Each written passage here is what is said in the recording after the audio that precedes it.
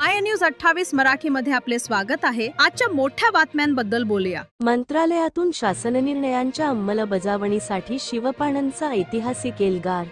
राज्यव्यापी शिवपाणन शेतरस्ता जनजागृती अभियानाचा शुभारंभ। तमाम महाराष्ट्रातील शेवटच्या शेतकरी भावापर्यंत दर्जेदार शेतरस्ता पोहोचवण्यासाठी आणि शेतरस्त्यांशी संबंधित कायमस्वरूपी अडचणी दूर करण्यासाठी शिवपाणन शेतरस्ता चळवळ निर्णायक टप्प्यात पोहोचली आहे।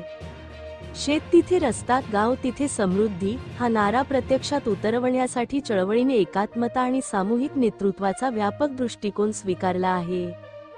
गुरुवार 27 नोव्हेंबर 2025 रोजी महाराष्ट्रातील विविध जिल्ह्यांतील पदाधिकाऱ्यांनी आझाद मैदान मुंबई येथे समन्वय बैठक घेतली। पुढील आंदोलनाची दिशा, जनजागृती आणि संवाद यावर महत्त्वपूर्ण निर्णय ठरवण्यात आले।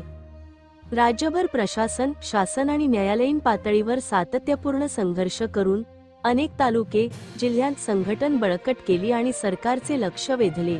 या प्रयत्नांना प्रतिसाद देत राज्य सरकारने शेतकऱ्यांच्या हिताचे अनेक ऐतिहासिक निर्णय जाहीर केले। चळवळीच्या वतीने सरकारचा सन्मान व आभारही व्यक्त करण्यात आले।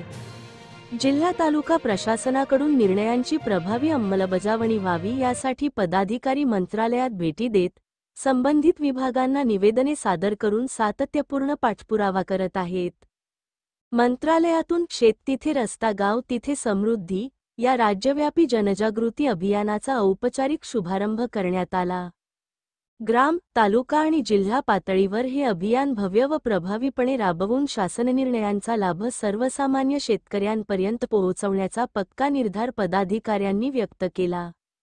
यावेळी महाराष्ट्र राज्य शिवपाणन शेतरस्ता चळवळीचे प्रणेते शरद पवळे, ॲडव्होकेट सागर जोरी, ॲडव्होकेट प्रणाली येवले, शांताराम पानमंद, ज्येष्ठ पत्रकार शिवाजी राऊत, सचिन शेळके, रामरी बोंबे, दत्तात्रय बांगर, सुरेश भुजबळ, संजय साबळे, बबन गुंड, भाऊसाहेब वाळुंज, दशरथ वाळुंज, संजय जाधव, संजना जाधव, स्वप्नील कोहकडे आदी राज्यभरातील पदाधिकारी मोठ्या संख्येने उपस्थित होते।